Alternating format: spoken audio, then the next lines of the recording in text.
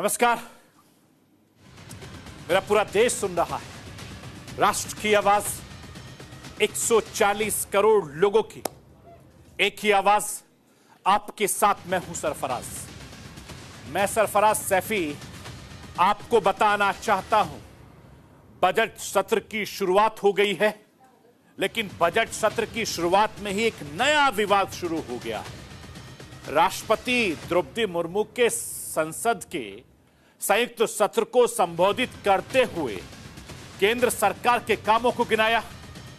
इसमें किसी को कोई आश्चर्य नहीं होना चाहिए, लेकिन पहले भी ऐसा होता आया है। इस पर वरिष्ठ कांग्रेस की नेता सोनिया गांधी जी ने एक ऐसी टिप्पणी कर दी जिससे पूरा राजनीतिक माहौल गर्म हो गया है। राष्ट्रपति के अभिभाषण के बाद सोनिया गांधी जी, राहुल गांधी, प्रियंका गांधी आपस में जो चर्चा कर रहे थे, उसमें उन्होंने राष्ट्रपति के लिए जो टिप्पणी की, उसे लेकर भारतीय जनता पार्टी ने आदिवासी महिला राष्ट्रपति के अपमान का आरोप लगा रही है। हालांकि प्रियंका गांधी ने कहा कि सोनिया गांधी के बयान को तोड़ मरोड़ कर पेश किया जा रहा है, लेकिन सत्ता पक्ष इसे लेकर पूरी तरीके से अटैकिंग मोड पर आ गया है।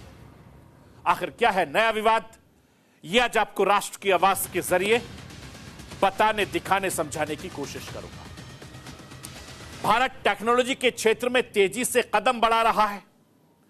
राष्ट्रपति ने संसद के दोनों सदनों को संबोधित करते हुए भी इसका जिक्र किया है।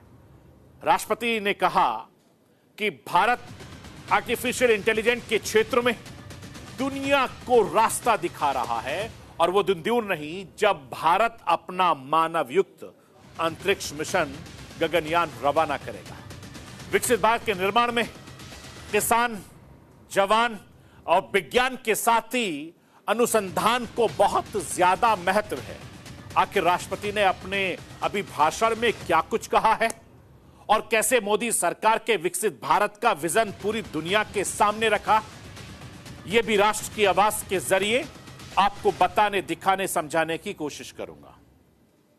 हम उस देश में रहते हैं जिस देश में मिडिल क्लास की तादाद बहुत ज्यादा है।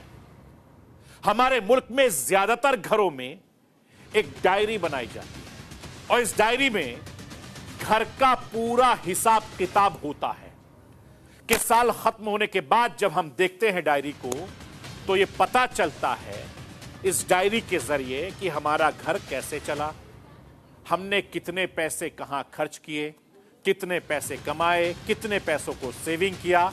इसके आधार पर फिर हम ये तय करते हैं कि हमें आने वाले साल में किस तरीके से खर्च करना होगा।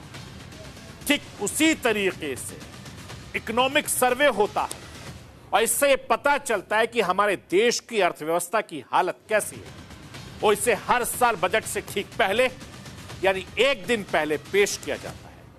वित्त मंत्री निर्मला सीतारमण ने इकोनॉमिक सर्वे पेश कर दिया है। आखिर ये क्या है इकोनॉमिक सर्वे और क्या कहती है रिपोर्ट, आने वाले दिनों में कैसे रहने वाला है भारत के आर्थिक हालात, ये सब आज आपको राष्ट्र की आवाज के जरिए समझाने की कोशिश करूंगा। मैं अपने हिंदुस्तान के कोने कोने की आवाज को दिल्ली तक पहुंचाता हूं। दिल्ली की आवाज को देश दुनिया के कोने कोने तक पहुंचाता हूं। नेताओं की आवाज को मैं आम लोगों तक पहुंचाता हूं। आम लोगों की आवाज को मैं अपने देश के हुक्मरानों तक पहुंचाता हूं। आपकी आवाज से मिलती है मेरी आवाज और बन जाती है राष्ट्र की आवाज।